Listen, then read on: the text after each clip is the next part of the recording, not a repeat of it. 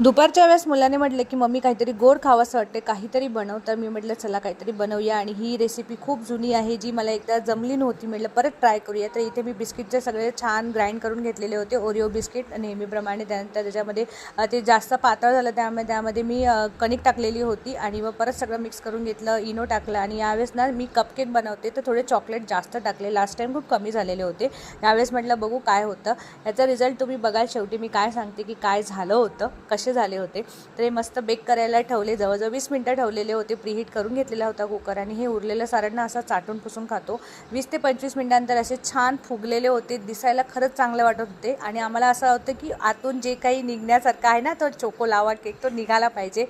पण तसं काहीही झालेलं नाही. आमचा केक काही निघेच ना, आणि तो असाच दिसत होता. चव खूप चांगली झाली होती, पण ते टेक्स्चर जे पाहिजे ते काही आलं नाही. मुलांनी दुसरा असा टॅप करून काढून बघितला, पण तोही निघाला नाही.